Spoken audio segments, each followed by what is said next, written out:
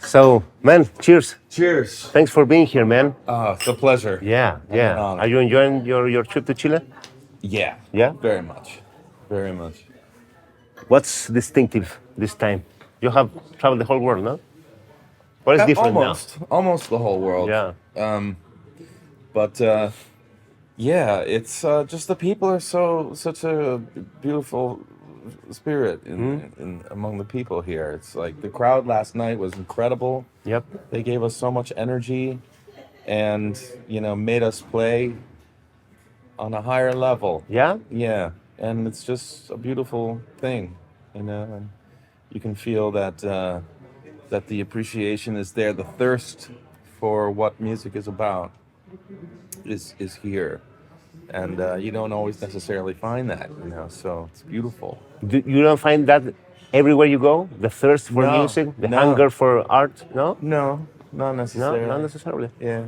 What do you find the most often? Well, you find different degrees to it, but it's like, many times, like in the States, people are like, They take it for granted. yeah, it's a bit taken for granted. Yeah. Yeah. So, but it's everywhere is different, but it's just nice to be back here. Last time I was here was 2012. Yeah. So it's been so long. You played here with With Ted Poor. I saw that show, yeah. Eric Rivas, yeah. Yeah. Also a standard trio. Also a standard trio, yeah. Yeah. But you have so much music. I know. Yeah. You have many albums and many songs with many people. Yes. Why do you many come this projects. far and play standards? That's a good question. When I made my album Caipi, Yep. I was dreaming of coming down to Brazil and to South America to bring that music, since it was so inspired by music from here, speaking generally of South America and Brazil in particular. But I guess the economics. It's an expensive band because there's six people in it, and we have to travel with a sound person. So it's difficult to bring it somewhere. Even for you, it's expensive. Especially for me, because I pay for it. Okay. Because I end up paying for it, artists in another level of their career, it's hard to travel, it's expensive. But you are a renowned guitarist, kind of a star, like. Yeah. You could think that, it's easy for you to set a 6-piece band and travel the whole world. Well, I would like that to be the case. But it is not. It is not. Yeah, still have to deal with the reality of economics. But it gets better and better. But I've always had to do things on my own in a way. I've always kind of been an underdog. A kind of a maverick, because I don't know. I come out with an album, and then people, especially in the business, they're like, "Oh, what's that? It doesn't fit into this category. They don't know what it is," and so it's harder for me to get opportunities because they can't depend on plugging it into their formulas, and so it makes it more difficult for me to do like. Tours with an album that comes out like Caipi, like hardcore. It was very difficult to get promoters on board because it's different from what I normally do, and people don't like when you do something different. They want you to do what they expect you to do, and particularly in a financial based relationship, because they know what they can count on in terms of the audience, etc., etc. So when you go out on a limb and you come out with something different, it can be a challenge to really, get acceptance for that in the business. The public and the listeners and the fans are usually right there with me when I put things out that are different. But the business is but the people is filling the venues more. So if the audience likes what you do. Yeah. You could make the assumption that the venues will be full and the promoters will be happy, so on, no? Yeah. And it does work like that. Yeah. But I think I'm getting to a place now where where um where that fact has more power for me, Yeah. and that I can probably make more things happen in that sense because uh, your track record is really important when you tour around the Yeah. world, and promoters at any particular venue will look at how you did before, and they will make an Yeah. estimation of how you can do. And now my track record is starting to get to a place of where we're selling out most of the places that we are, and so it's a good, Yeah. you You can know keep growing to for a bigger keep venue. Yeah. growing. Yeah, Yeah. yeah. So now we know what the promoters and the industry expect from you. But what do you expect from you, especially on the musical side? Yeah. Yeah. Well, that's a great question. Cheers, by Cheers, the way. man. Yeah, Yeah, salud. yeah. Salute. This is wonderful wine. Very Yeah, tasty. Yeah. yeah, yeah. It is. I brought two Two bottles. bottles. Yeah, two bottles. All right. This is gonna be a long interview. Yeah, it's gonna be long. We will keep short for wine. Yeah. So So, what I expect from myself, I'll put it this way. I've been obsessed with music my whole life, and excuse me. Define obsession. obsession. Well, it's that that's all I want to do. Okay. It's all I want to do all day long. I just want to play my guitar Yeah. and make music, and keep discovering music, and in the process discovering myself. And I've just been on this lifelong journey that I've always known that this is what I'm going to do. And so when I first got a record deal with Impulse Records, That's for enemies.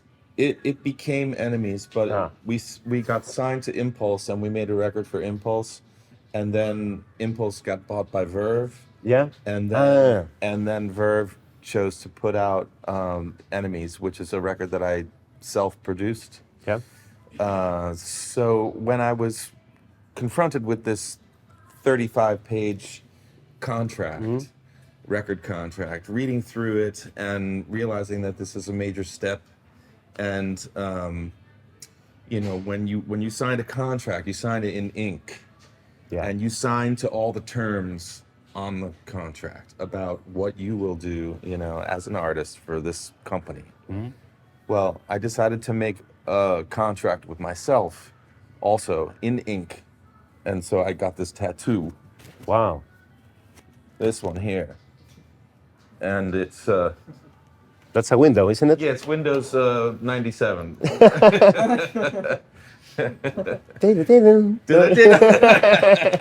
Yeah. It's a it doesn't matter. It's a window, so a window into my soul, or a window looking out to the world. But what it really is, it's a contract with myself in ink, and the meaning of it is to stay true to the artistic principle, whatever that is, at whatever time. So that's what it means to me, Stay true to the art. to the artistic principle, Stay true. What is the artistic principle? It changes every time, but when in your life as an artist, you try to gravitate to the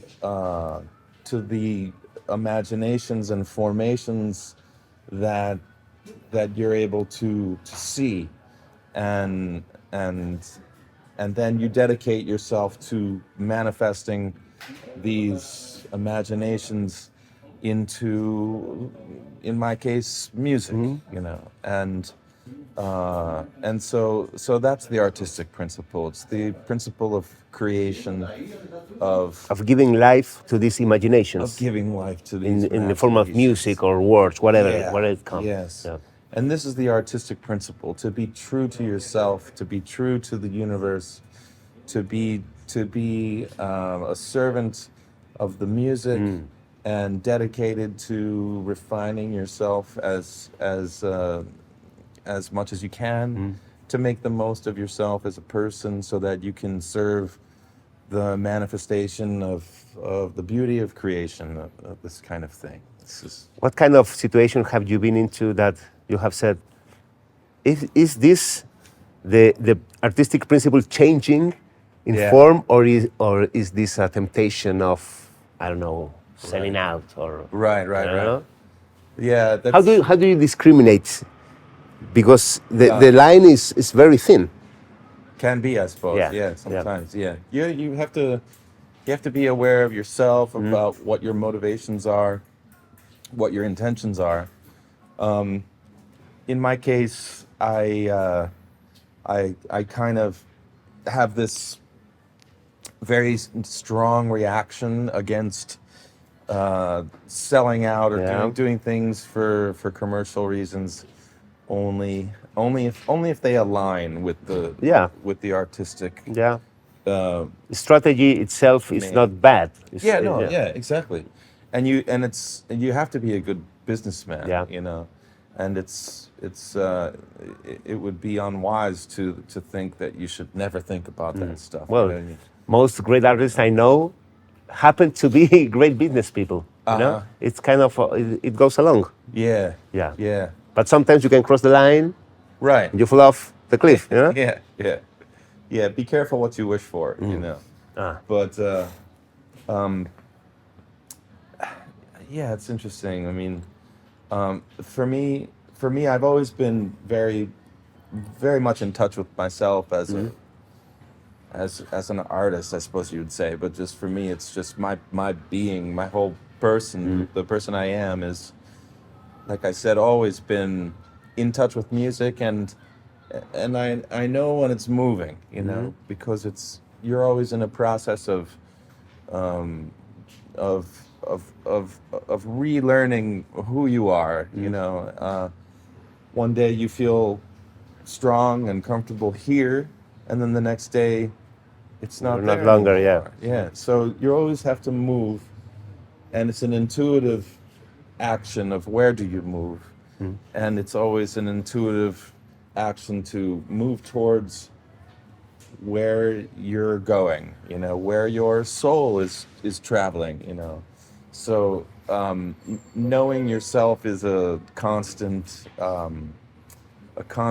intuitive mantric endeavor, you know. So as I understand it, we have instruments for making music, but we also are the instruments. Right. We're servants of art, of expression, of the collective, imagination. Perfect. Yes. So how do you, as an instrument, how do you work yourself? How do you tune up? How do I tune myself as an instrument? That's such a great way to put it, and so true.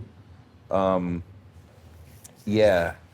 like to imagine that that the work that we do as musicians, as human beings, is to perfect ourselves as much as we can, however faulted we are, so that we can go to the altar of music, of love, of the universe, and just give ourselves to that, to sacrifice, to offer, To praise. to praise, to offer ourselves to the Most High, whatever that is, and to the spirits, and offer, say, please use me, you know, Take me. Use me to create something in this world. You know? Are you talking about God, maybe? Yes. Yes. You're talking about God. Yeah, that's a word For it. Yeah. Universe, the whole. Yeah.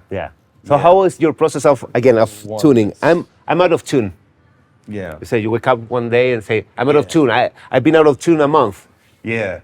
So do you have an explicit way of working yourself as a human being, or as you said, it's kind of an instinctive, intuitive way of proving different things? Well, I think it takes place on many levels, on micro levels and macro levels, and everything in between. And for me, as a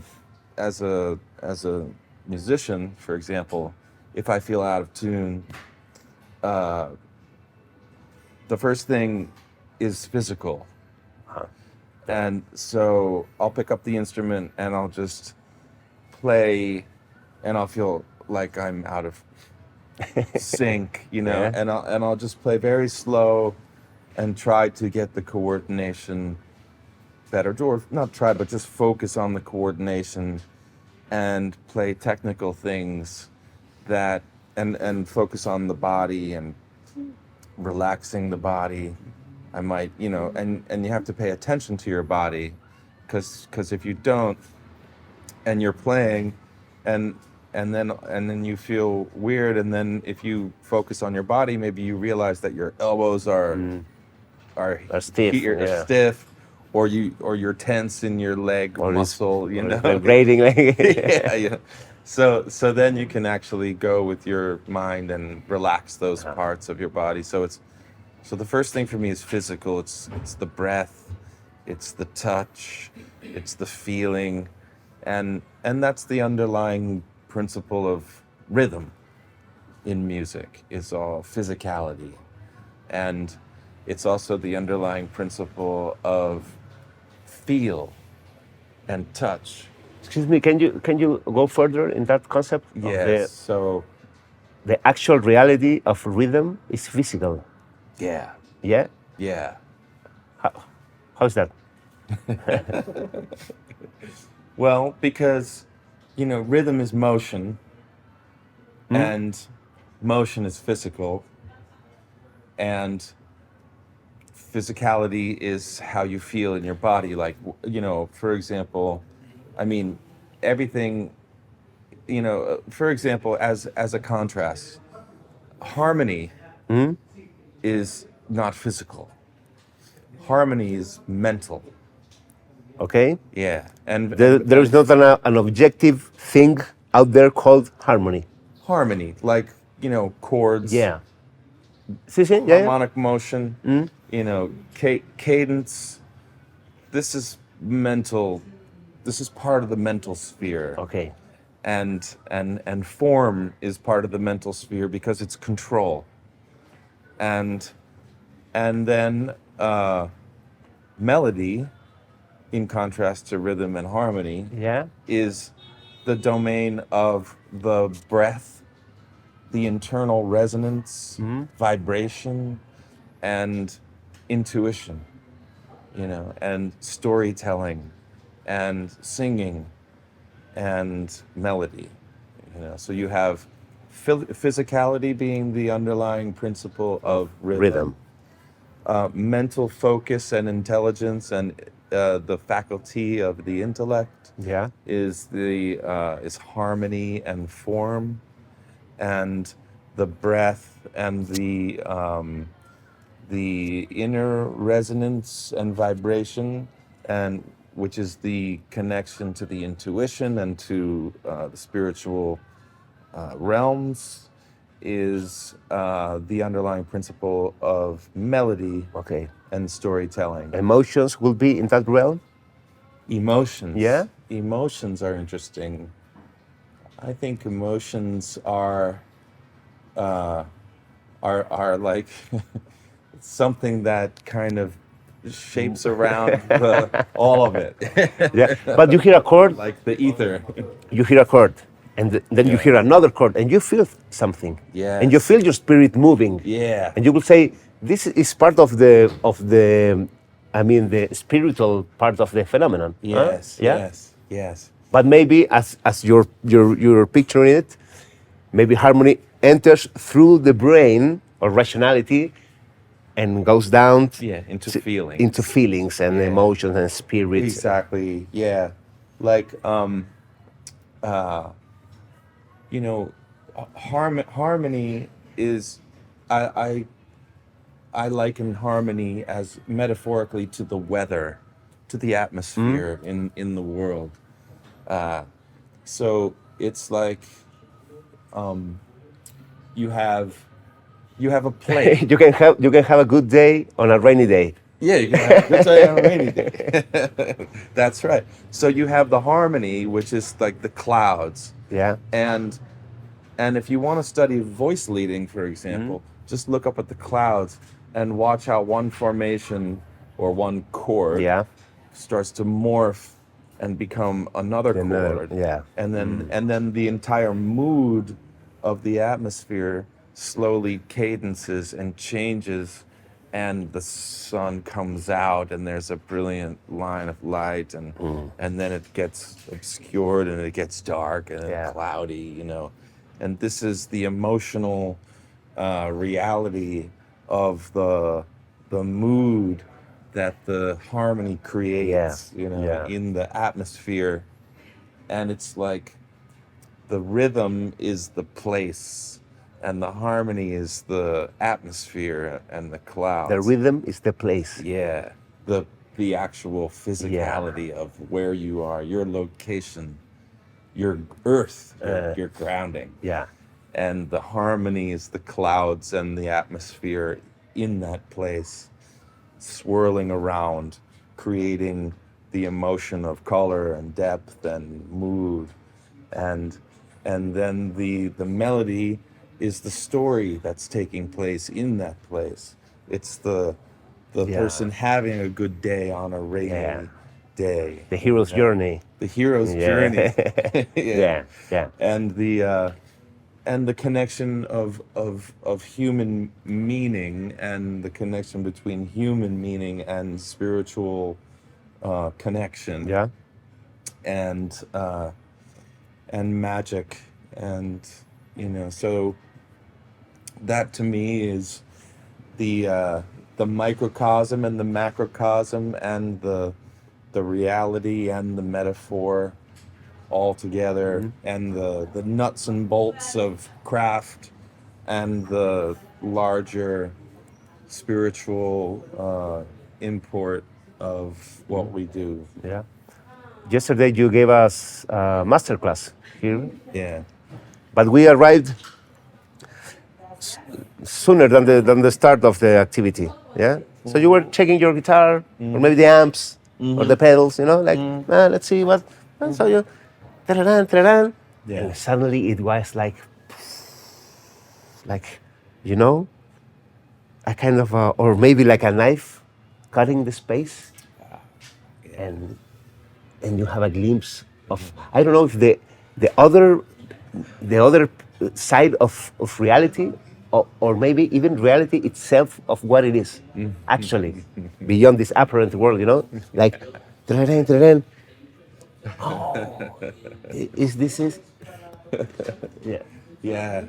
so it's very much like you're saying now, no? Do you think that you're like a sorcerer that spells a kind of I don't know if an alternate reality or reality itself, like Yeah. get rid of this mundane world, Yes. and hear music, because Amen. music has the secret Yeah. of the beginning, Of unlocking that. of why we are here, where are we going, what is all this about. Do you think that of your work as a musician? Yes, you're very perceptive, and because this is really how I feel it. We're kindred spirits, because I do feel exactly like that. Yeah. I feel this way. That's what we're doing. We're changing the molecules in the air, and I love what you said about transcending the world of fact. There's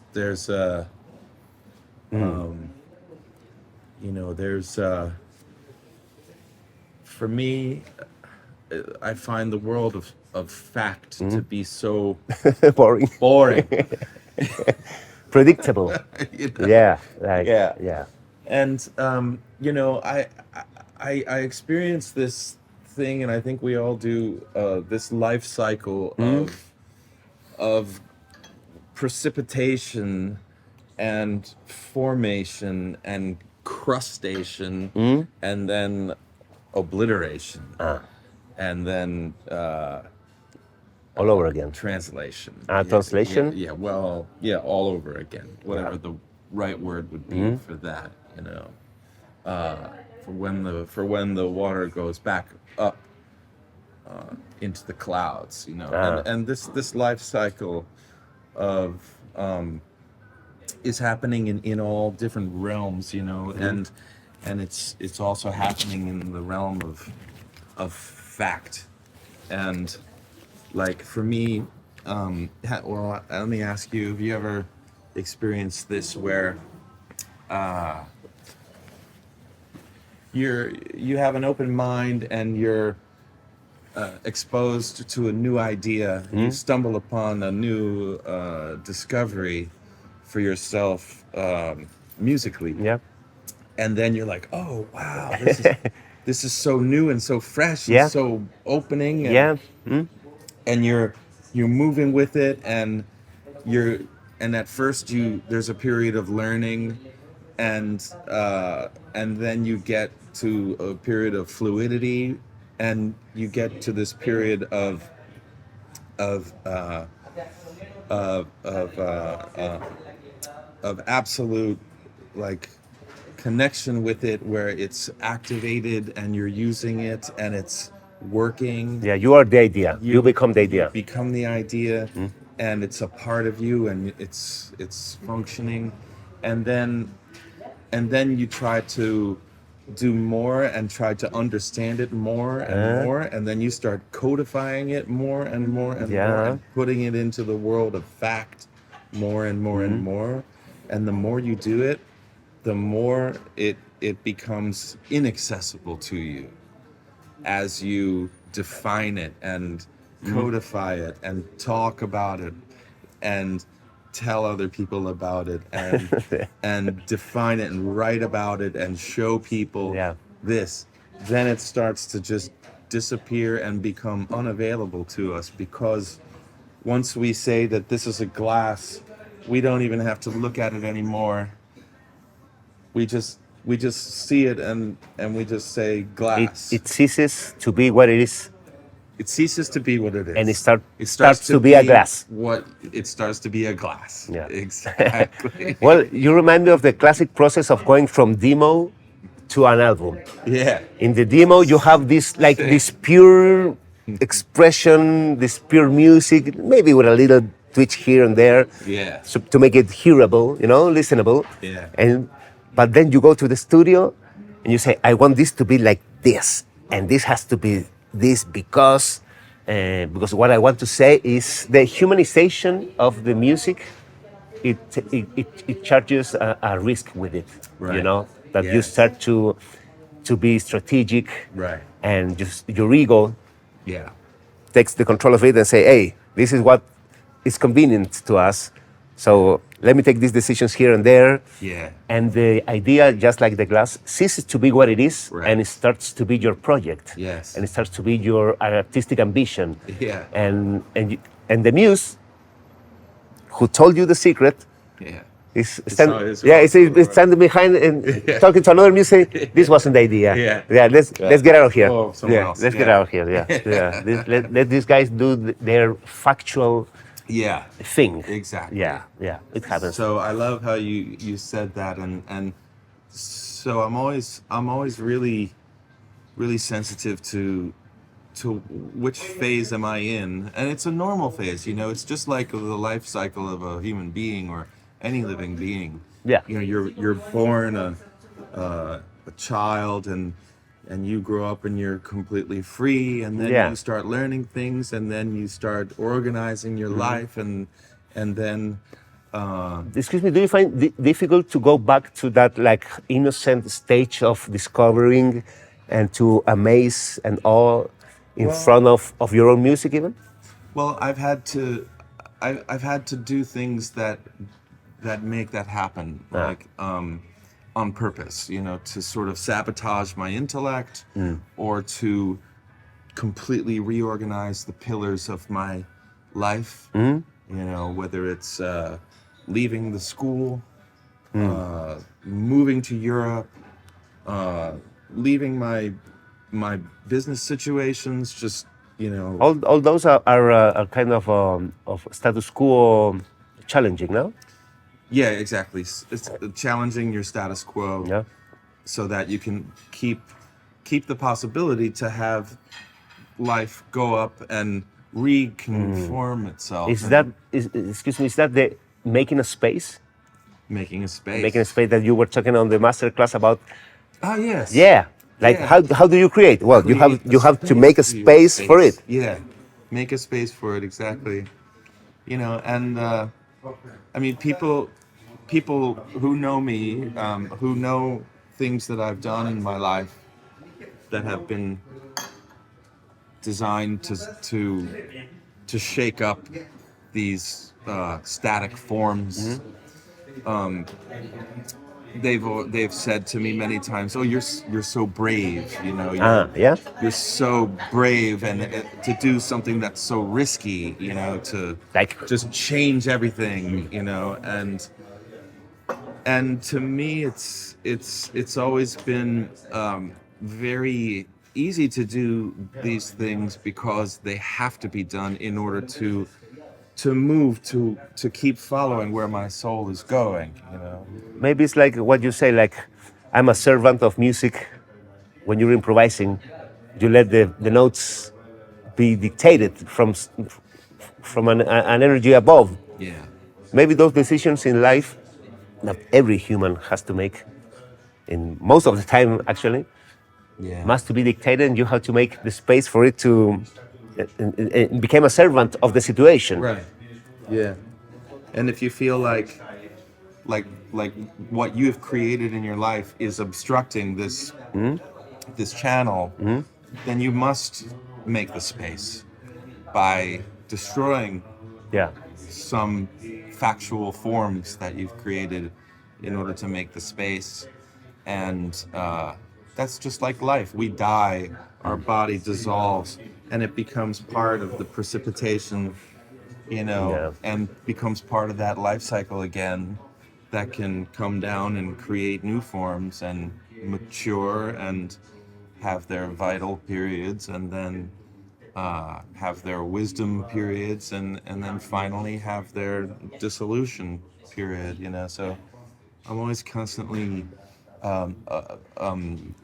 sensitive to which state of that precipitation cycle I'm in, whether it's me as a physical being, or whether it's the life of a project like you were mentioning, or the life of a song, or the life of an idea that you have, that always, everything's always going through that cycle. It's like when you're on your at home, and you just grab your guitar and start playing, and something beautiful comes out of nowhere, and you play it, and it ceases to its existence, and then you say, "Well, that's it." Yeah. That's the life cycle of this Of that. piece of this one, yeah. So Yeah. So beautiful, isn't it? yeah, beautiful. The ephemeral. Ephemeral, yeah. Ephemeral, yeah. So I know what you create. Everybody who follows you knows what you create. You create music, you make solos. Maybe you're creating a new album now, forming a new band. But what are you destroying now? That's such a good question. What a great question. Wow, that's because that's the most important. That's Yeah, like, that's the space making. That's the space making. Yeah. Yeah. Wow. You can have a sip That's of what? deep, bro. Yeah. No one's ever asked me that. Congrats. That's a Yeah. great. Yeah. We're really getting somewhere. Yeah. Cheers. Salud. Salud, chiquillo. Toma agüita. Sí. Ya. So, I think that one thing that I'm destroying is my fear to release some music that I've been waiting to release for many years, because I don't know, I'm afraid of it. Of what? Afraid of a body of work that I have that. But afraid of what? Afraid Of the work itself? Well, I guess it's just afraid of what people might think about it. Yeah, even Yeah. even today? Yeah. Yeah? Yeah. Which people? I don't know. Your colleagues? No. No? I don't even Your know. audience?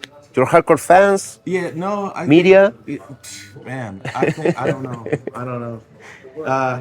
I mean, what I've learned is that, like whatever you do, people are going to say, well, why didn't you do that Yeah. other thing? And then Yeah. when you do the other thing, people, well, why didn't you do that? I missed that, So, I've done everything that I need to do anyway all my life. So, Yeah. but this is something that that's really. I mean, I'm known for doing things that are unexpected. Yeah? But to me, they're not unexpected or different. They're just things that come out. Continuation of they just your come previous out work, and yeah. They manifest, and I put them out, no matter what they are. It just happen to be quite diverse. But, I mean, I have this rock album. Ah. Yeah. And I call it the rock album. How rocky it is. Yeah, how rocky it is.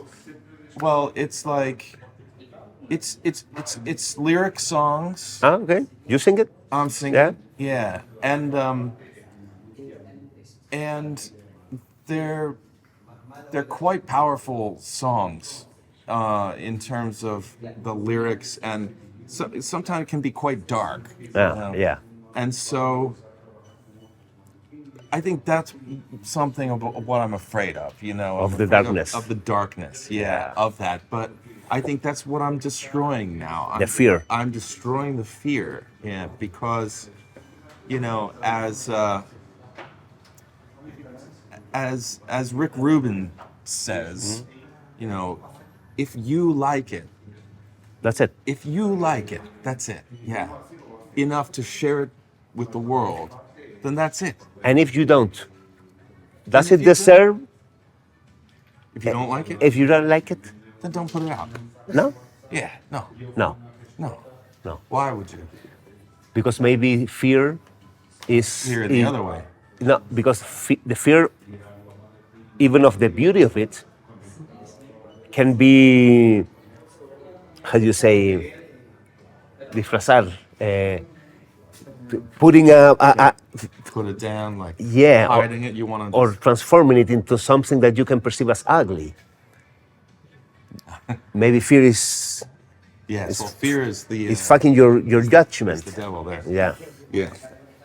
But I think. How do you destroy that fear? How are you destroying it? It's an internal process of reflection and going to bed and think about it, or it's like something concrete, like calling somebody. Hey, I have the album ready. I'm ready to bring it out. I'll send you the tapes. Well, a lot of things are involved with the problem of putting this album out, because I don't want to tour the album. So, but the life of a musician is, okay, you put an album, you put a band together, you tour, and then you do it all over again. Yeah. But I don't really follow that kind of thing, because, like, for example, this album, I just want to put the music out And that's it. and move on. Yeah. Because it's And like that's 10 it. years old, no? Music from... I mean, some of the songs I wrote recently, but they're about death, and they're about the afterlife, and they're about, it's not really, some of them are not that dark, but some of them could be, it's heavy, it's not dark, but heavy. yeah, I have a folder on my CD, on my PC, on my computer, that said sad songs. Sad songs. And it's songs that I sing, very sad songs. Yes. Me and my guitar only. Yeah. And also, I don't know if I'm ever gonna release it.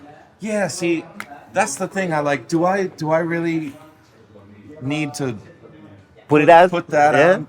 Put that for people. I want to uplift people, but then, like, I find, like, when some of the things that I connect with so deeply are the saddest songs. Yeah. You know. But when you say you want to uplift people, you want to Yeah. uplift them, or you want to give them some truth? Well, yeah. Well, that's a good question. Yeah. I mean, I feel like I want to uplift people at the moment because the world is so heavy. Yeah. Already, you know. That's dense. That's heavy. The world. Yeah. So, you know, but I think the songs are inspiring, but they go through a lot of stuff to get there, you know. A lot of thing. So, I don't know. So I'm destroying this fear by realizing that I like these songs. I love these songs. And then instead of having them just stay on my hard drive, Yeah. just get them out. Just put them out, you know. Yeah. They'll find an audience. Some people will like them and a lot of people will hate them, you know. But if you like it, it's That's enough. okay, but if I like it, it's Yeah. enough. Yeah. Yeah, but you know, then there's. I mean, I get. You know, I kind of get pinged around like a ping pong ball or a pinball because, you know, I'll put out a straight ahead record and that'll be good for some things, and then I'll put out an album like Kaipi, and this is something that's to me is so important for what I love, you know, in music to do, you know, and then people say, no, this is, you know, what the hell is this, you know? Why don't you go back to doing what you're going to stay in your lane kind Yeah. of thing, you know? And then I have a whole like trouble with trying to make it work, and you know, but with Kaipi I was like, fuck it, man, I'm gonna do this, and I'm gonna put a band together with 6 people and a sound person, and I'm gonna tour around the world, and I don't care what anybody says, I'm gonna do it, you know. I mean, I started my own record company to do that, and I put everybody together. I brought everybody to Berlin. We rehearsed for a week. Everybody went back, and then I brought them back for another week, and then we had our first gig, and we toured all around the world, and a lot of it was on my credit card because the expenses were huge. Yeah. were larger than the income. You know? But I didn't care because I just said, I'm only here in this life once. Yeah. This deserves it. If nobody else can get on board Yeah. with it, like I'm gonna have to do it myself, you Yeah. know. And so I'm proud that, you know, I did that, you know, and I can say I did that. You know, we toured the world. We went to Japan. We went to China. We went all over the States. We went all over Europe. And unfortunately, we didn't get down to South America because I really wanted to, but we never. Yeah, it's a very South American It's album. a Yeah. South American album. Yeah. And so, that relates to your question before about how come you didn't bring other projects that Yeah. were more, you know, your original music. Yeah. We just couldn't make South America happen, unfortunately. But anyhow, in terms of like putting out things, sometimes you just got to do it regardless of what anybody says. Do you live life like looking for this way of operate? Like, I want to do this, and mean- I cannot wait, and I'll spend all my money. and, Bro, I certainly don't make it easy for myself. yeah. I don't make it easy. Yeah. I could just do the same thing every time and have a very comfortable No. existence No. and call it a day, man. But you know, what is that? That's boring. That's bullshit. That's boring. That's bullshit. Yeah. But you, I'm just not that kind of guy. no. Yeah. Me neither. Musicians, generally, I would say that are not that kind of people that settles and say, this is life.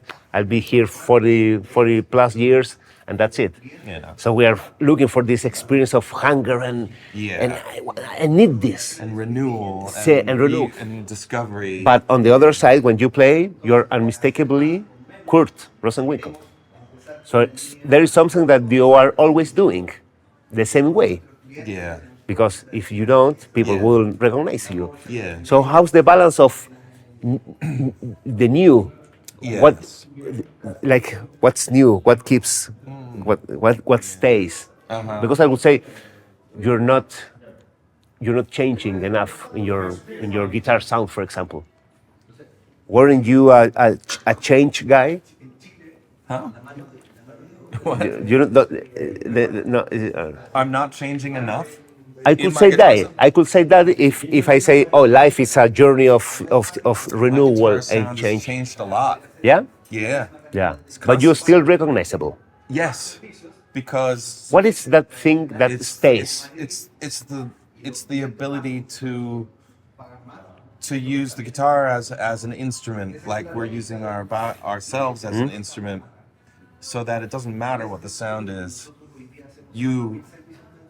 You hear my soul, coming through the sound.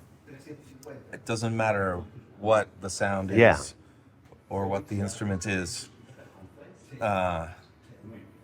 I believe that's the reason, because my sound has changed quite a bit, a lot, and people, it can be divisive, my sound. Some people don't like it, but I like it. So again, that's the point. But it's always changing, because I'm always trying to find to get closer to the sound that I'm really hearing in my head. Maybe it doesn't seem like my guitar sound changes that much, because when it does change, it just gets more itself. Like I find ways to make it sound like what I have in my mind. And I think that this is something that I've always had in my mind, this particular sound. I don't have like a wide range of different sounds. I have One sound. one sound, One main sound. Yeah. that I'm still trying to achieve. Do you imagine it? Yeah. How exactly do you It's imagine? exact. Yeah. Yeah. Do you hear it right now? Yes. Where you want to go in terms of sound? Yes, Yeah. right there. Yes, Oh, yes. yeah. Yes. Because you will think that it's a process of discovering and Well, it's stepping discovering. upon. Oh, this is great. I never thought about pressing this one. No, No? it's not about Ah. that. It's I see the sound there. I know what it feels like. I know what it sounds like. I know what it feels to play with that sound. I know what kind of music it makes. I know how it affects other people. I know the sound, because I've always known the sound. But I'm just trying to work with an imperfect instrument, an imperfect, person. Facts. Yeah, facts. Yeah, I'm trying to reach the ideal with like a pile of facts. Yeah. Like, with a mountain of facts. Yeah. But Good luck with that. like, well, I mean, like you said, like when I started to play, something opened, so it is working. So It is working, because the idea is to break the world of fact, and to have everything fall away, and you're just out in this universe of sound. let me ask you for an advice. I heard your concert last night, and every single note you played, it was yours. Yours, inserted into the whole and into the universe, but it was a sound of yours. So I remember my last gig, and I remember, yes, this thing I played, it sounded like me, but this other thing, it didn't sound like me. Oh, really? Yeah. So Why was that? that was That's the what I'm question. So my question is, do I have to perfect even more my soul? Do I have to work on my instrument? Do I have to imagine more clearly that ideal sound? Do I have to leave behind definitely some influences? Maybe that's one part of it. Yeah, maybe you got certain things from a certain source, Yep. and when you hook into that, you activate that connection with Yeah. that source, and so it is something of somebody else's. Yeah, You know. it's an answer that somebody else gave to a musical problem, you know? Yeah, it's a common one. I mean, incorporating the material that you find in the external world. Facts. Facts, yeah, factual things, literal things. A thing. A musical thing. Yeah. I've always had like a similar experience with that as well, Yeah? Yeah, but I find that like, once you bring it into that space that we were talking about and that I was talking about in the masterclass, Yeah. the space that you make for yourself in your practice where it's just free and you can just play freely and become closer to just your sound and your feeling, and then bring one of those things in and start to digest it in the context of your own sphere. It's like digesting food. You can't bite off too much at once. Take a little thing, chew it, process it, Yeah. and it becomes part of you. Like you're not a lettuce. You don't have a piece of lettuce right here. No. You don't have carrots for fingers. No. You have fingers for fingers, and they're yours because Yeah. you digested the carrots. But it's full of tiny parts of carrot and lettuce and rice and cheesesteaks and wine. Yeah. So So I could take a little piece, a factual musical element, yeah. process it, and dissolve it. Yes, it's the dissolving that is the key for it to become. But then you're playing, you're on the actual gig, and you hear that thing. You hear it so clearly. It's difficult to avoid that. Yeah, but I mean, I have things like that. Literal things that I've got from other places that I like a lick, something like that. like a lick. Yeah. Yeah.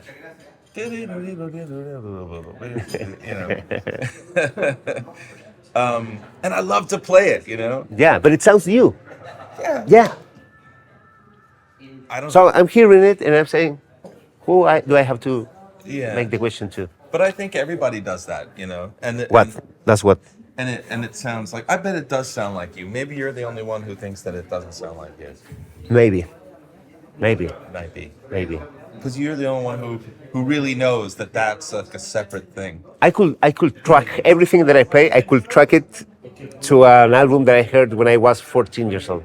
Like every piece of music I make, every song, only me knows. Which album? The Road to You. The Road to Kiss You. Alive 2? The Road to You from Pat Metheny, for example. Okay. Yeah. I heard it once, twice, three. Bam, bam, bam, bam. My father once told me, "You're always hearing the same song, not even the same album, the same song. What's going on?" I was figuring out what was all this about, Yeah.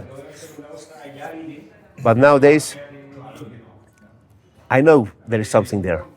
Yeah. But I'm struggling to get rid of the unnecessary things. Yeah. That surrounds that. Yes. Yes. I think you get me. You have to destroy those facts. Destroy the facts. Yes. What are you destroying? Yeah, exactly. I just told you. Yeah. Yeah. Yeah. Yeah, that's a really great question. Yeah. Salud. Salud. Cheers. Yeah. So, Kurt, it has been a wonderful couple of days. Yes. Yes, I learned a lot from the notes themselves. Awesome, man. Well, it's been wonderful to spend time with you. Yeah. And to meet a new friend, man. Yeah. Yeah. Thank you, man. Thank you. Yeah.